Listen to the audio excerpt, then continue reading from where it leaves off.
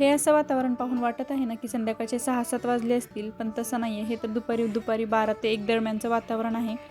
तर आमच्याकडे कंटिन्यू 2-3 दिवस झालं असंच वातावरण होत आहे.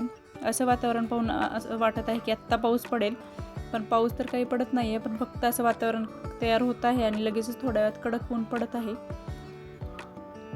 पण पाऊस तर अजून तर काही पडला नाही. आणि थोड्या वेळानंतर मग डोस्याचं पीठ शिल्लक होतं माझ्याकडं, त्याचाच मस्त असं उत्तप्पा बनवला आणि छान पोटभर नाश्ता वगैरे करून घेतला आणि थोडा वेळ रेस्ट केली. आणि संध्याकाळी परत वातावरण तसंच झालं होतं, म्हणून मला आज चहा पिण्याची इच्छा झाली अशा वातावरणामुळे. त्यामुळे मग चहा बनवून घेतला आणि बाल्कनीत बसूनच या वातावरणात एन्जॉय करत करत चहा घेतला.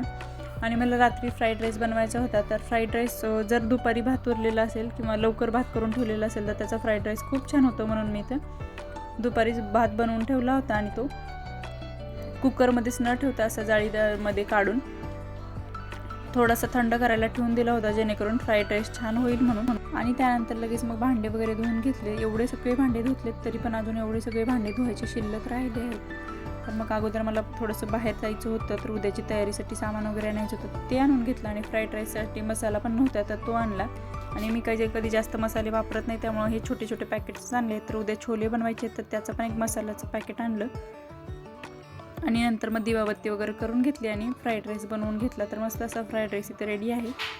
तर लगेचच रात्रीचं जेवण वगैरे सगळं आवरून घेतलं. आणि मग दुसऱ्या दिवशी मला आता उद्या छोले बनवायचे आहेत, तर ते भिजवून घेतले. आणि रात्रीच्या वेळेला सगळी भांडे वगैरे धुवून घेतली आणि किचन ओटा वगैरे पण क्लीन करून घेतला, जेणेकरून सकाळी मला काही गडबड होणार नाही. तर हा असा होता आजचा मिनी ब्लॉग. कसा वाटला ते कमेंटमध्ये नक्की कळवा. आणि व्हिडिओ आवडला असेल तर लाईक, शेअर आणि सबस्क्राईब करायला विसरू नका. भेटूया नेक्स्ट ब्लॉगमध्ये. बाय.